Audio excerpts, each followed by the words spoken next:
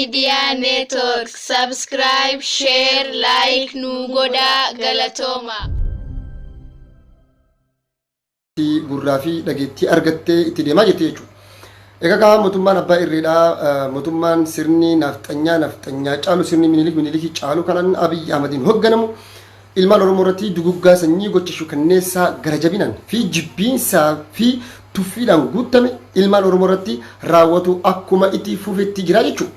Egaa kan hundi keessan akkuma beektan yeroo ammaan kana Polisonni mootummaa naannoo Oromiyaadhaa uummata irratti iddoo garaagaraatti dhukaasaa hin dhukaafnu ilmaan Oromoodhaa hin ajjeefnu akkuma guyyaa kaleessaa wayyaaniin dabarte boris mootummaan Abiyyi kufee mootummaa Oromootiif Oromiyaa yeroo dhaabbatu isa wajjin hojjechuudhaaf fi saba keenya tajaajiluudhaaf dhukaasa hin dhukaasnu ka jedhu iddoo garaagaraatti dhageenye turre. Abiy Ahmed wanni inni gochaa jiru maali? Ilmaan saboota biraatiin yookaan walitti nu buusuudhaaf ilmaan keessattuu naannoo keessattuu warroota nafxanyaa ta'an waraana makkalaakayaa biyyattiitiin ilmaan Oromoodhaa kan naannoo Oromiyaa hedduu keessatti fixaa fi duguggaa sanyii irratti raawwachaa jiru waraanaan Abiyyi ajajaa jiru jechuudha. Poolisii humna addaati miti. Poolisii immoo humna addaallee nama ajjeesaa jira jechuu kiyyaa miti. Garuu irra baay'ee ka Abiyyi fayyadamaa jiru kumaandi poostii naannoo garaagaraatti ooraalii fi konkolaattota garaagaraatiin fe'ee ilmaan Oromoodhaa fixaa duguggaa sanyii irratti raawwachaa jira jechuudha. Mootummaan Abiy Ahmed kan kana godhuuf maaliif Oromoo torban takkatti guyyaa takkatti callisiisuu danda'a ka jedhu hayyoottan Oromoodhaa akkasumas hooggantoota jaarmoota siyaasaa Oromoo aktiivistootaa fi miseensota ilmaan Oromoo hunda bakka takkatti warra Oromoof Oromummaa sabboonummaa in cabsa daaraa godha in balleessa Oromoo waggaa 11 jilbiinsachiisee nafxanyaa jalatti bulcha jedhee kakachaa ture san galmaan gahuuf itti fakkaate galmaan gahuudhaaf ilmaan Oromoo hooggantoota Oromoodhaa akkuma asin dura isinitti himaa jiru ture dubbachaas ture waan kana nama dhagahuu dhabe malee jechuudha. Kaayoon Abiyyi itti fakkaatee gorsitoota isaatii warra siikisti miidiyaa irra taa'an Daani'el Kibrat fa'aadhaan jechuudha. Hayyoota Oromoo hidhuu beektotaa fi warroota sabboontoota ilmaan Oromoo jaalatan warra gartee dhiibbaa uumuu danda'an mootummaa kanarratti yookaan afaan nafxanyaatiin tasnoo faxaarii warra jedhan influential warroota jedhaman artistii keessa Haacaaluu nyaatan siyaasaa keessaa Jawaar Baqqalaa Garbaa warroota jarmoo gosa bilisummaa Oromoo keessa jiru warroota nama garaagaraa kana hidhuu qeerroo Oromoo magaalota irratti jiran hunda hooggansa waan beekaniif qeerroo dharra galata dhabe. Qeerroon dhiiga isaa gabbaree lafee isaa gabbaree ilmaan Oromoodhaa bilisa baasee biyya Itoophiyaa bilisa baasee sirna TPLF hiddaan buqqise san bakka hadaan diinaa buqqa'etti odaa diinaa malee hadaa diinaan dhabnu jennee biyya alaa kanaatii fi biyya keessaa waliin qindaa'uun ilmaan Oromoodhaaf falmachaa turan. Har'a garuu bakkuma hadaa diinaa buqqinne sanitti hadaa akkaan badaa iddoo san dhaabne jechuudha. Kanaaf uummanni Oromoodhaa qeerroon galata dhabee daagaa qeerroodhaa siidaa dhaabanii takka qeerroo dhiiga isaa gabbaree takka har'a bara wayyaaniin warra yeroo san samaataatti jedhaniini warra yeroo san dhume yaadachuudhaaf siidaa dhaaban zamana dargiis yeroo hundayyuu Mr. Mandela fa'aa ta'uuti Mahatma Gandhi fa'aa ta'uuti Martin Luther King fa'aa ta'uuti qeerroon kan qabsaa'e dimokiraasii walqixxummaa biyya san keessatti fiduu fi namuu lafa sarratti qabeenya sarratti abbaatii akka jiraatuuf qeerroon lafa isaa san hunda caccabsee dhiiga isaa hunda jigse jechuudha. Qeerroon irra galata dhabee hidhamaa jira. Qeerroon irra galata dhabee reebamaa jira jechuudha. Kanaaf mootummaan nu reebaa jiru mootummaa Oromootii miti. Mootummaan nu reebaa jiru mootummaa sirna akkam badaa minilik caala badaa jaarraa 21ffaa keessa osoo minilik yeroo sanitti bara sirna minilik tuqee sirna yeroo san addunyaarra jirullee sirna akkasitti sirni yeroo san addunyaarra ture sirna gartee akka garbatti nama gurguran morma walitti nama hidhanii jechuudha. Jaarraa 21ffaa kana keessa kana gochuu jechuun dhugaa dubbachuudhaan mootummaan kun mootummaa akkaan garaa jabaatu akkaan addunyaarra hin jiru namni akka Abiyyi garaa jabaatu jaarraa 21ffaa kana keessa addunyaa kanarra hin jiru jechuudha. Kanaaf Abiyyi ammoo itti fakkaatee hayyoottan Oromoo yoo hidhe OMN yoo cufe qilleensa irraa buuse hooggantoota jarmoota siyaasaa Oromoodhaa kaan tokko keessaa qabatee garii tokko keessaa qabatee gariitti dubbii qabuudhaaf sochiin siyaasaa inni oofaa jiru argaa jira jechuudha. Du'a Haacaaluu kana ajjecha Haacaaluu kana warra Izeemaa wajjin ta'anii Izeemaan beekanii paartii Piroofeesar Biraanuu Naggaa wajjin ta'anii kan qindeessan jechuudha. Oromootti isinitti baasanii hin dhagaa. Wanta ta'e hunda isinitti muuf deema dhagaa. Burraayyuu irratti saba Gaamoo warri fixe ka Abiyyi beeku ka Lammaan beeku ka caasaan tikaatii fi Oromoo fi Oromummaa fi Oromiyaan beeytu burraayyuutti rakkoo asiin dura uumameef kan itti gaafatamu Abiyyii fi warra Izeemaa jennuun kana jechuudha. Adda durummaan durriyyee magaalaa Finfinnee keessa qindeessanii burraayyuu dhaqanii akka mana namaa guban uummata keessaa filanii gosa gaamoo qofa akka ajjeesanii fi rakkoo uumamuu sadiif ammoo istaandi baay'ee ta'anii Teedii Afroo Tamaan Bayyana fa'aa miidiyaa isaatillee abbaa miidiyaa wanni hundu Oromiyaa keessa akka rakkoon uumame fakkeessanii hokkora cimaa Oromiyaa keessatti uumame jedhanii magaalaa Finfinnee keessatti hiriira bahanii daawun lammaa daawun abiyyi jechaa turre abiyyiin beeka jechuudha. Abiyyillee jedha lammaa qofa jettanii hin dhiisin alaabaa. Kana jechuun haala ittiin Oromiyaa keessatti rakkoo fi jeequmsi uumame tiim lammaa yookaan sabboontota ittiin dhahan keessa diizaayinii jalqaba kaatan jechuudha. Eenyu wajjin Biraanuu Naggaa wajjin namni olaantummaadhaan magaalaa Finfinnee keessatti durriyyee gurmeessee rasaasa kanatti kennee rakkoon burraayyuu keessatti akka uumamtuuf ergee ture mataa isaa Biraanuu Naggaatii fi Caasaa Xiqqaa Damballaashii fi Dooktor Abiyyi waliigaltee qaban jechuudha. Lammaa haala itti kaasuu danda'an irratti kan waliigalame jechuudha. Innis tokkummaa ilmaan Oromootii fi caasaa ilmaan Oromoodhaa qabsaa'ota sabboontota Oromootiin fashalaa'e jechuudha. Pilaan A jaraa jechuudha. Pilaan B maalitti dabaran jechuudha kundi jechuudha. Kanaan caffee Oromiyaatti dhiibbaa geessuudhaan Abiyyi biyya bulchuu hin dandeenye Oromiyaa tasgabbeessuu hin dandeenye lammaanii kaasaa jedhee uummanni caffee Oromiyaa yeroo sanii didee ture jechuudha. Xalayaa galfadhu lammaan galfadhu jedhee ture jechuudha.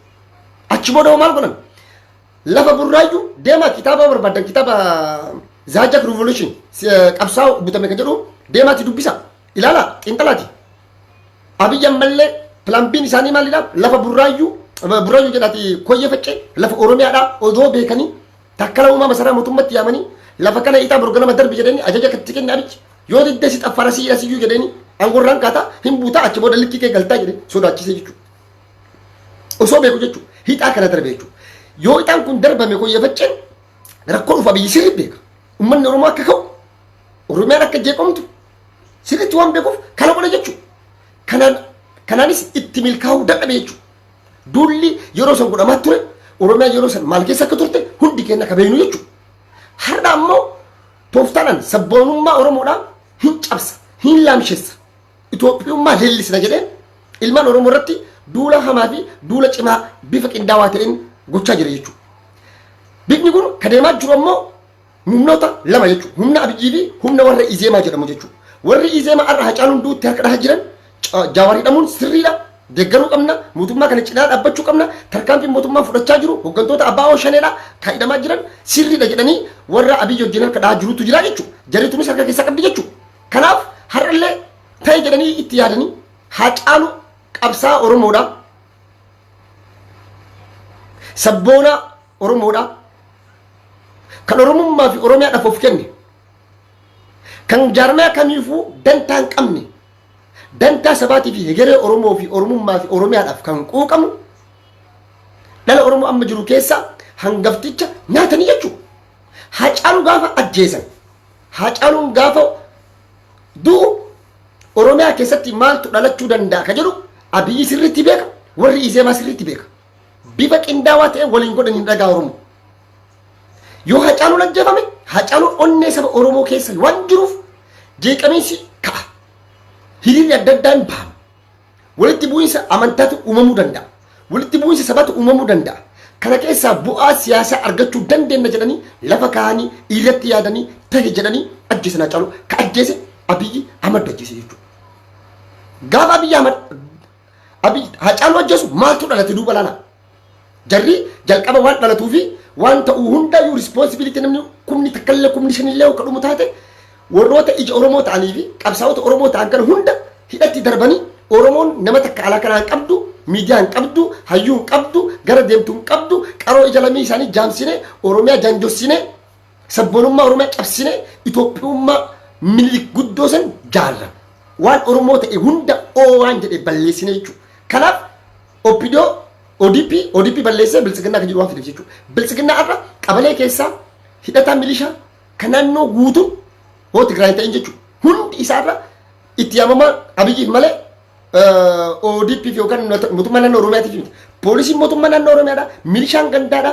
Hidhatan hundi poolisiin federaalaa haa ta'u kan makalaakaa hundi isaarra kan biyya san keessa jiru Abiyyiif itti yaamama jechuudha.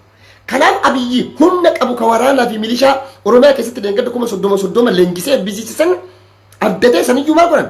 Poolisiin kun maaliif naannoo biratti leenjii? Oromiyaa qofaatti maal leenjii? Oromiyaa ittiin cabsuuf, Oromoo ittiin lamsheessuuf. Naannoo Amaaraatti maal poolisii 30 eebbisiisi? Dabuubii keessatti maal godhin? Sumaaleen Affaar maal godhin? Naannoleen biraa maal godhin?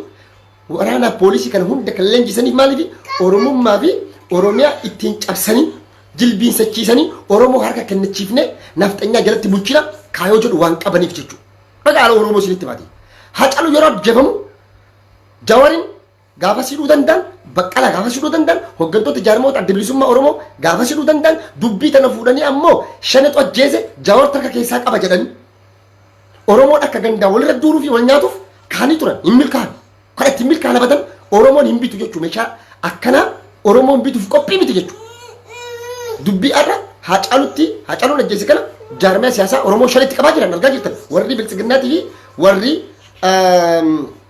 Profeesar Biraanuu Naggaa fa'aa jechuudha. Agartanii miti hundi keessan ilmaan oromoodha kana odoo beeynu kana odoo agarru meeshaa kana bitachuu diduu qabnaa jechuudha. Qabsoon keenya amma akka ta'uu qabu oromoon ka godhuu qabu hooggantoonni jaarmoota siyaasaa oromoodha kan siyaasaadhaan hidhaman kamuu hidhaa keessaa adda dureedhaan ba'uudha qabsoon jalqabaa jechuudha. Kana yeroo jennu haga isaanii dhaabanitti qofa qabsoofnaa miti. Oromoon kana booda mootummaa kana hiddaan buqqisee mootummaa isa fakkaatuu fi mootummaa oromummaa fi oromiyaa fakkaatu biyya sanarratti gadhaabu ta'uu waannan dinnaan oromoof oromiyaan biyya demokiraatomte biyya of dandeette oromoon dhaabbachuuf qophiidha jechuudha. Affaar Sumaaleen abbaan fedhe federeeshinii nu wajjin jiraachuu waan danda'u jechuudha. Federeeshinii jechuudha. Maaliif naqarsa kaansarii wajjin jiraachuu hin dandeenyu jechuudha. Oromoon kan wareegame bara Itoophiyaa qofa bilisoomsee fi gabroomuu fi miti bara qeerroon kan dhiiga isaa gabbare. Qeerroon irra galata kan dhabe kanaa bara Oromoo. Kanaafuu gochi amma deemaa jiru ta'ee jedhanii Haacaaluu ajjeesan yoo Haacaaluu ajjeesne Oromiyaan ni kaati. Oromiyaa ka'uu kana keessatti ammoo girrigirri laleebaa hin machaan hattuudhaaf hin mijjata. Kana keessa ammoo Jawaar fa'aa hidhuu OMN hin hidhuu Oromoo guutuu jilbiinsachiisuudha kaa'uu jara jechuudha. Ittiin milkaa'anii jechuudha. Kanaaf Oromoon jabaatee onnatee dammaqee ka'ee jira jechuudha. Dhaloonni kun dhaloota dullaa fi qawwee fi humna waraanaatiin gabroomuu miti dhaloonni amma jiru ka Oromoon ka beekuu qabdu kana jechuudha. Dhaloonni amma gochaa fi hojii qofatti warra amanu. Kanaaf ilmaan Oromoodhaa warri daasbooraa keessa jirtan laala gara daasbooraa tara jechuudha. Oromoon daasbooraa keessa jirtan akkuma argaa fi biyyarraa dhagaa jirutti hayyoottan teenna akka nyaanni hin galleef gochaa jiran Baqqalaa Garbaa ilmaan isaarraa adda baafamee hidhamee jira.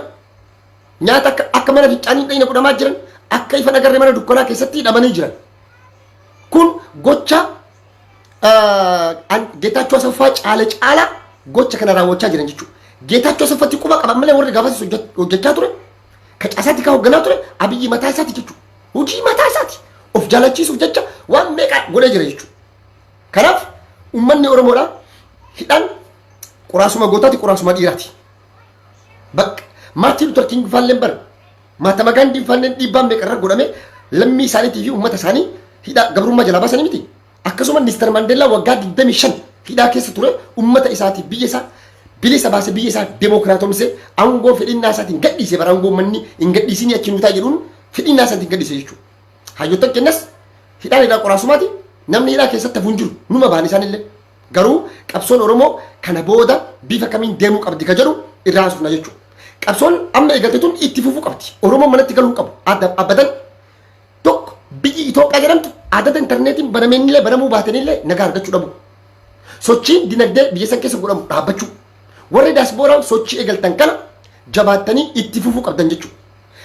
Qabsoo amma dura godhamaa ture bira 2015 fi torbee dabre kana yeroo gamaggamnee xiinxallee keessa deemnee ilaallu ka bara durii caala addaa maaltu isa adda godhe ka jedhuuf laalla jechuudha. Bara wayyaaneen ilmaan Oromoodhaa fi qeerroo fixaa turte warri Kuweet, Kwaataar biyyoota Arabaa Eeshiyaa keessa turan haalli isaan ittiin hiriira bahuu danda'an tokko hin turre jechuudha. Amma ammoo Eeshiyaalleen warra Awurooppaatti dabalamanii hiriira isaanii bahanii sagalee dhageessisaa jiran jechuudha. Maaliif mootummoonni Arabaa biyya Arabaas mootummaa biyya kana deeggaraa jiran gargaaraa jiran. Obboleewwan keenya biyya san jiran isaan kanaaf sagalee ta'uu jechaan mootummaan sun irratti dhiibbaa gochuu maaliif borganama mootummaa kun ni bu'a yoo ka isaan gargaaranillee taate borganama walitti dhufuuf deemna jechuudha. Kanaaf wanni isa adda godhe obboleewwan keenya Suudi Arabiyaa fi biyyoota garaagaraa keessa jiran ka'uu takka jedha.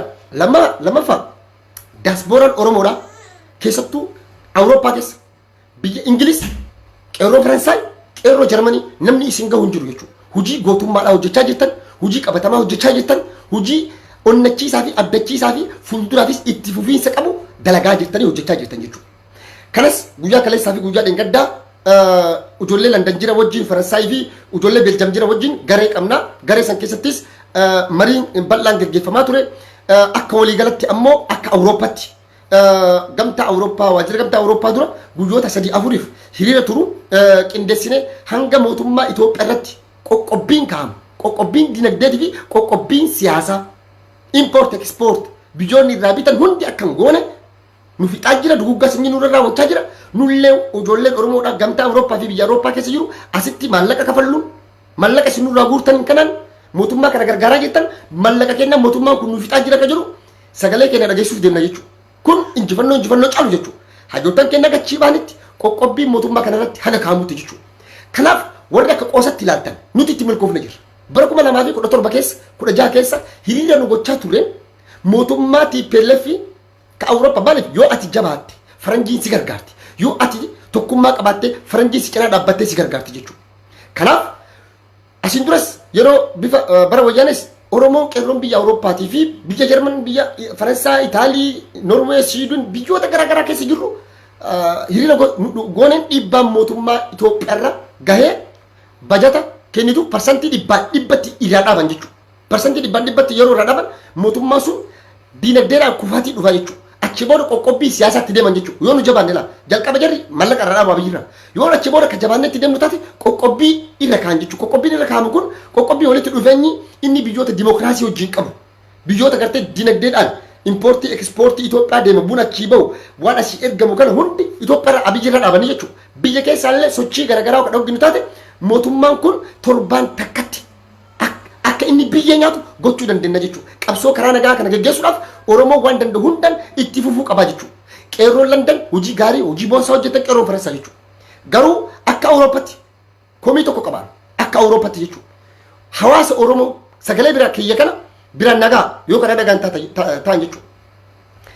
Hawaasni Oromoo Kanadaa, Awustiraaliyaa, Ameerikaa waan keessan dubbadhee fixuu hin danda'u jechuudha. Guyyaa 5 guyyaa 6 guyyaa 7 jechuudha. Hojii boonsaa ol hojjetanii jirtan karaa gurguddaa cuftanii qeerroon Jarman guyyaa kaleessaa hiriira dheengadda biyya Jarmanii ta'e ilaala.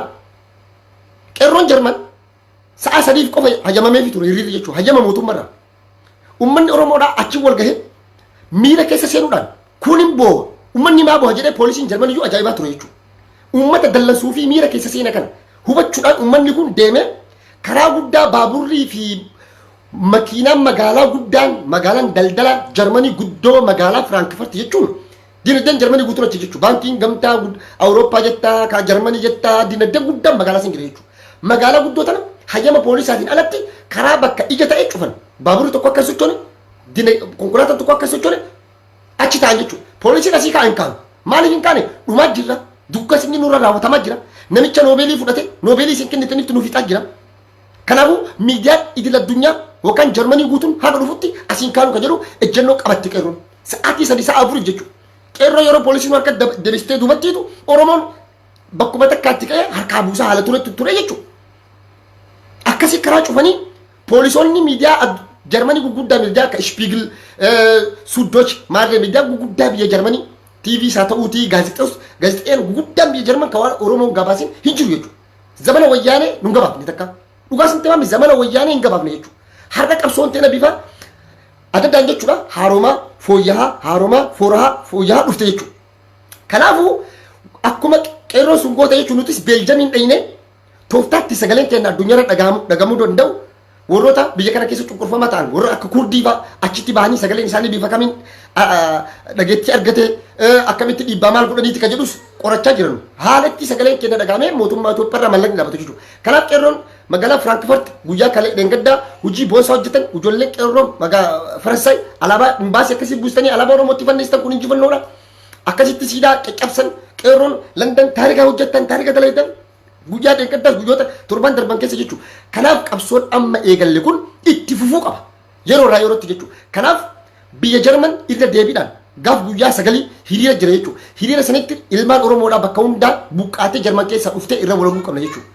Hiriirri nu goonu kun ilmaan Oromoo kallattii kamitti deema ka jedhu bu'aa isaa firii isaa waan argaa jirruuf itti deemuu qabna jechuudha. Kanaafuu hiriira sanarratti guyyaa kamsaati hiriirri beekama. Hiriira kana gaaf guyyaa bal'inatti wal garuu kana guyyaa tokko iyyinee qofa galuu osoo hin taane jimaatas itti fufuu mala ka jedhu mariin gaggeeffamaa jira jechuudha. Yaadni ka'aa jira.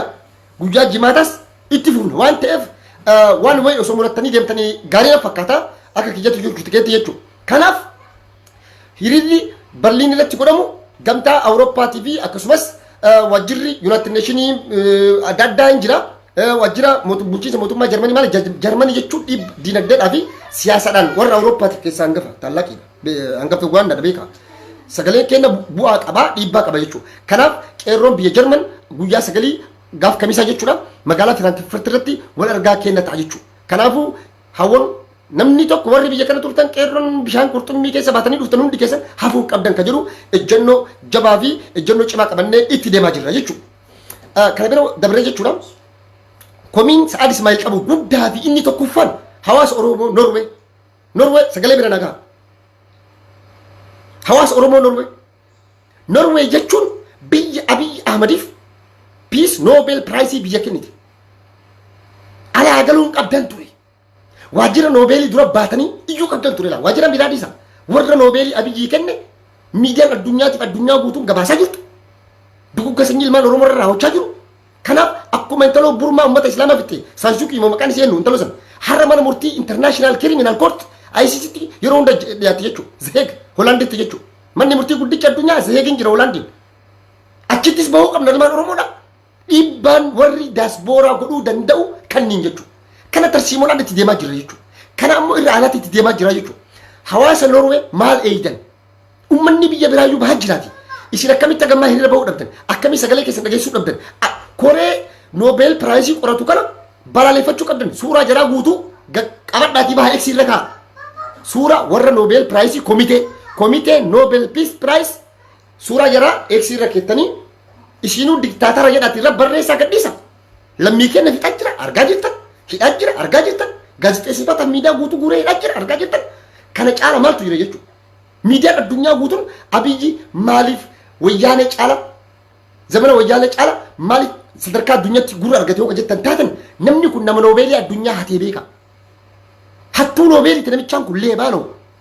Kanaaf addunyaa guutuun wal gamaggamuu deeman jechuu kana maaliif namni boru dhufullee Noobeelii kun fudhatu taate hundi diktaatara ta'aa deemaa jira jechuudha. Intaloo sun diktaatara taate dugugga sanyii raawwatu uummata islaamaa burma irratti Abiyyi akkasii dugugga sanyii raawwachaa jira. Kanaaf komiteemmaan Norwee sunuu qorannoodhaaf akka deemu akka qoratamu ilmaan Oromoo Awurooppaa keessa jiru dhiibbaa gochuu qabna. Komitee warra Noobeelii Piraayisii kennu kana qorannoon akka irra gaggeeffamu.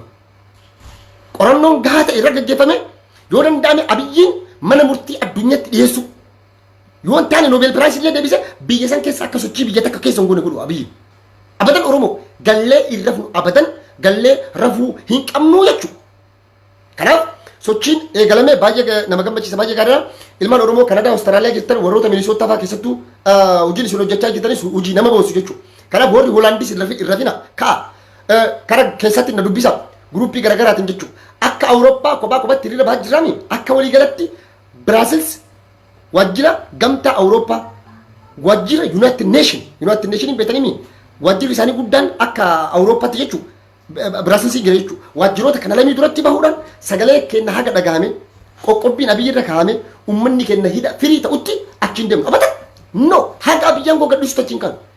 Hin dhumna malee boombii aaraatiin nu fixan malee achiin kaa'u abadan kana muradhaa kana jala sarara hajamnummaa qofti haa nu fudhamu. Kana irratti hojjechaa jira dalagaa jira of qopheessaa isiniin jechuu barbaada. Inni qabxii kiyya sadaffaa maalidha? OMN Oromoo Media Network OMN akka Abiyyitti OMN sagalee irraa yoo bu'e uummanni biyya odeeffannoo argatu intarneetii cufee jira Oromoo jaanjessuu isaatti akkasatti. No OMN qilleensa irraan bu'u. Kanaaf teeknishaana OMN Faraad Abdusalaam galatoom isin jenna. OMN International kan biyya Minisootaa jirus hojii boonsaa hojjechaa jirtan uummanni biyyaa isin caqasaa jira achirratti hayyootan garaagaraa fidaa jirtan maatii warroota hidhamanis dubbisaa jirtan qeerroowwan biyya keessaa hedduu dubbisaa jirtan kunniin taa'anii abbootiin kenna waliin kenna qeerroon biyya jirtu istaandibaayii taatee ilaalaa jirti jechuudha. Biyya keessaa oduu dhuftuun dhageettanii miti isin hanga guyyaa har'a ganama kanatti sochiin takka hin jiru Oromiyaa keessa sochiin tokko hin jiru. Abiyyi biyyi nagaa qabdu magaalaa Finfinnee qofa. Magaalaa mootummaan Minilik keessa jiru kasiidaa mana masaraa keessa jarrate ka abbootii isaa faarse ka har'allee dheengaddallee dhaadachaa intarviisaa dheengadda gartanii hin dhaadata bara. waggaa arrarraa eegallee abbootiin kenna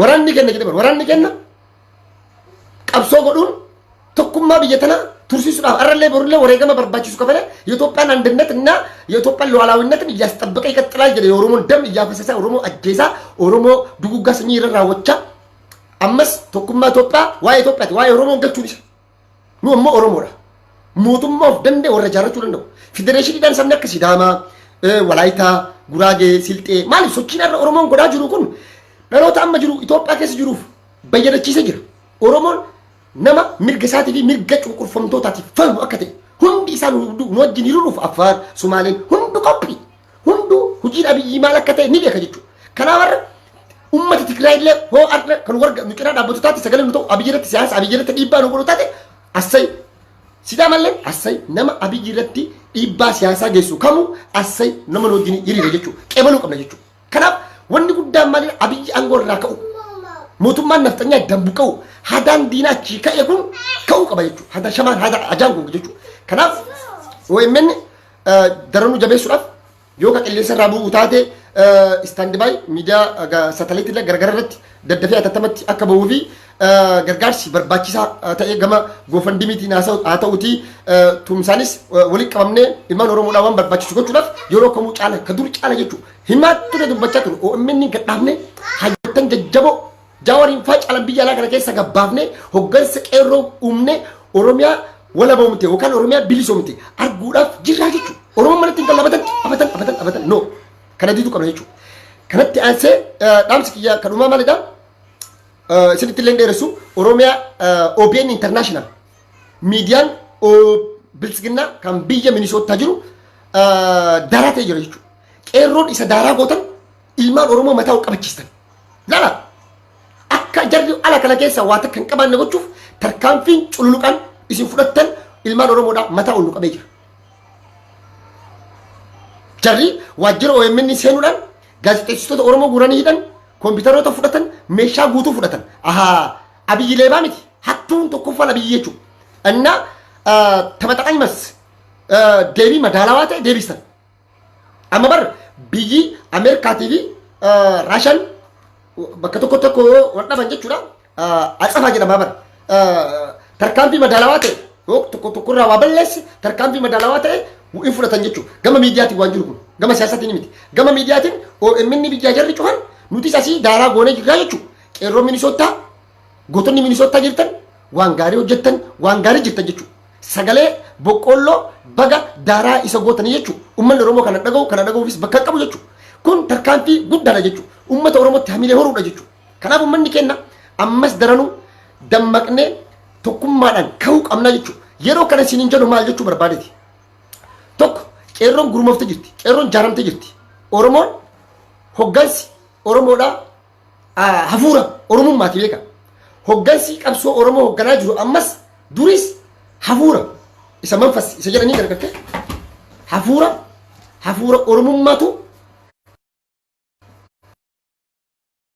biyya alaa kana keessa socho'aa jiru biyya keessaa qeerroon akka socho'aa jiru bakka hunda bifa qindaawaa ta'een Oromoo maal godhuu qaba akkamitti deema ka jedhu uummanni Oromootiif qeerroon guututti beeka jechuudha eessatti yoom maal akkamitti akka ka jedhu kana namni itti himu jiru hundi isaa sirriitti qaqqabee beeka jechuudha maaliif dhaloonni amma jiru kun dhaloota qabsoo keessa dhalate waggoota 4 darban yuunivarsiitii qabsoo waggaa 4 waggaa 5 baratee jira beeka wanni isin miidiyaarraa argitan iskeelin adda dhageettuun ittaan abdee adda dhageettuun hayyuuwwan garaagaraa xiinxaltoota siyaasaa warra hubannoo qaban kana haga dhageettu nama bar yuunivarsiitii maseenee barate jechuudha isaanirraa qayyabachaa isaanirraa hubachaa ati duuba isaan caalta jechuudha sigalee kanaaf sochii akkanaa kana itti fufuu qabnaa qeerroo magaalaa jirtu jaaramanii jiran kanaaf waan gootan dhaamsanii isinii dhaamu tokko maali Oromoo biyya Kanaadaa jirtan Awustiraaliyaa biyya Awurooppaa fi biyyoota Arabaa jirtan qeerroo tateen magaalaa isaan jiranitti akka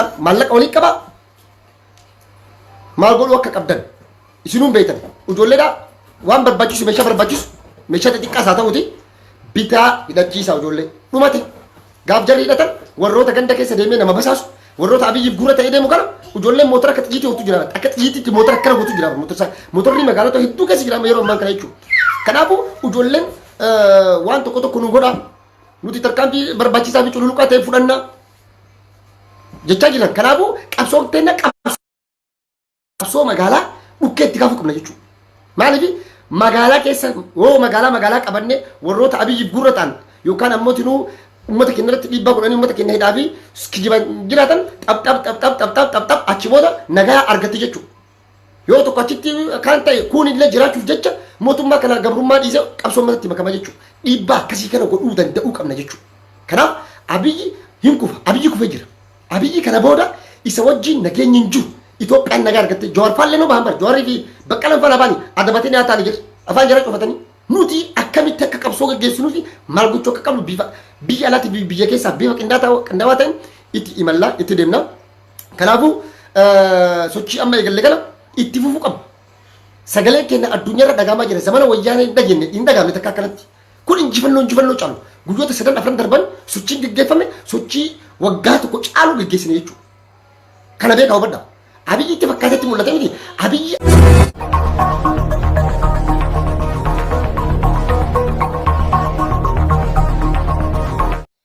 Qeerroo Media Network subscribe, share, like nu godhaa galatooma.